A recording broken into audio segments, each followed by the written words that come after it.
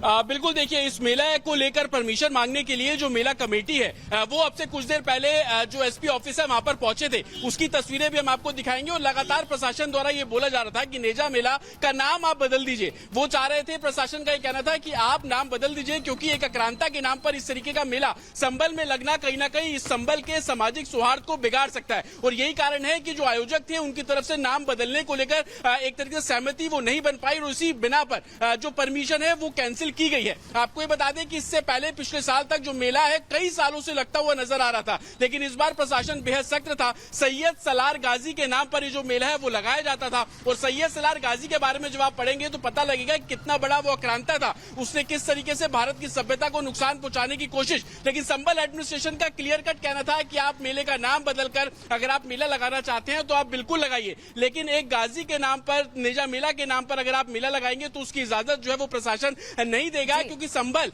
इस समय एक ऐसी स्टेज पर खड़ा हुआ है। बिल्कुल, और जिस तरीके से क्रूरता फैलाई गई थी उसको लेकर आक्रोश पैदा हुआ। बहुत शुक्रिया आप दोनों का। बड़ी खबर जम्मू कश्मीर से। जम्मू कश्मीर के कुलगाम में आईडी बरामद किया गया है। सेना ने धमाके की साजिश को नाकाम कर दिया है। बीएसएफ जवानों ने आईडी को डिफ्यूज किया, निष्क्रिय किया है।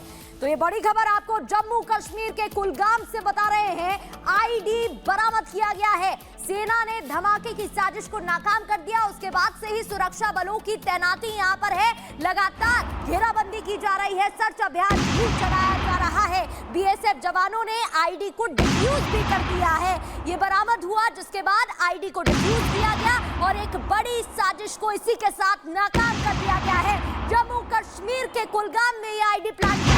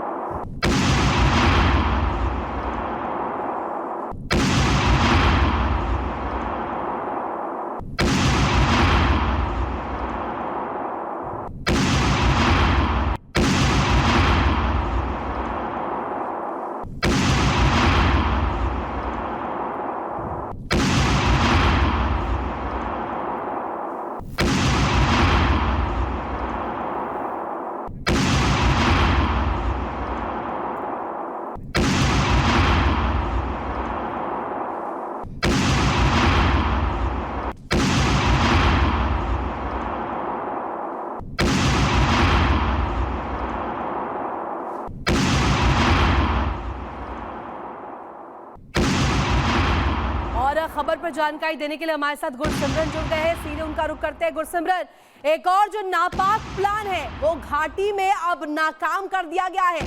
जो मंसूबे थे वो इन तस्वीरों के जरिए हम समझ सकते हैं।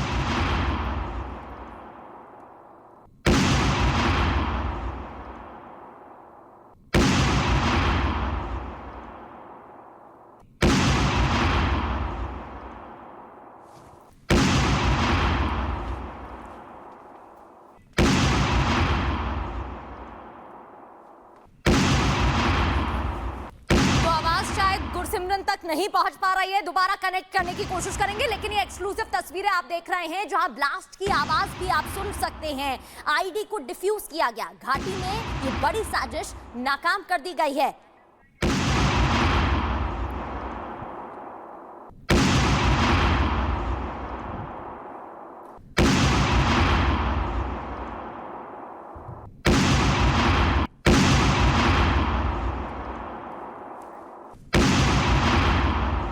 तो बीएसएफ जवानों ने आईडी को डिफ्यूज किया है। बताया जा रहा है कि और भी ज्यादा अलर्ट मोड पर अब जवान यहां पर हैं। सुरक्षा बलों की तैनाती है। पूरे एरिया में, पूरे इलाके में घेराबंदी की जा रही है। चप्पे चप्पे पर आर्मी यहां पर है। सेना ने जो धमाके की साजिश थी उसको नाकाम कर दिया है।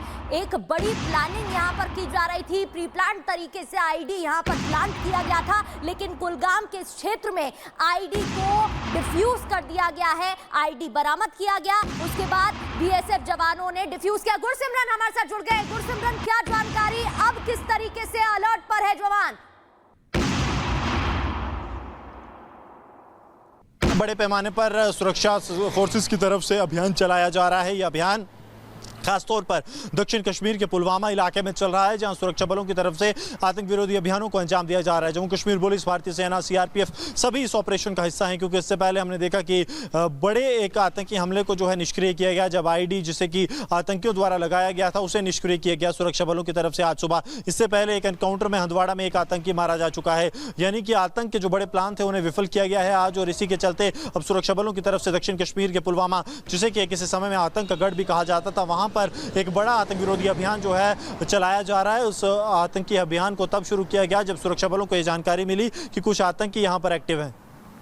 बिल्कुल गुरसिमरन, और इसके साथ साथ ये जो नापाक मंसूबा था, जो नापाक प्लान था आतंक को लेकर के घाटी में यहाँ पर जिस तरीके से अशांति फैलाने को लेकर के, ये भी अब इसके जरिए नाकाम कर दी गई है।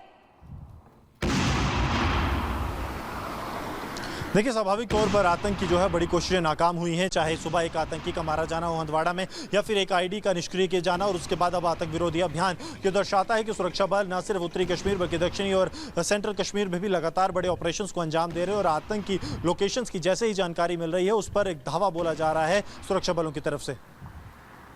और ये क्षेत्र जो है बीएसएफ के जवानों ने जहां से आईडी डिफ्यूज किया है, इस क्षेत्र में अब किस तरीके से गुरसिमरन नजर रखी जा रही है?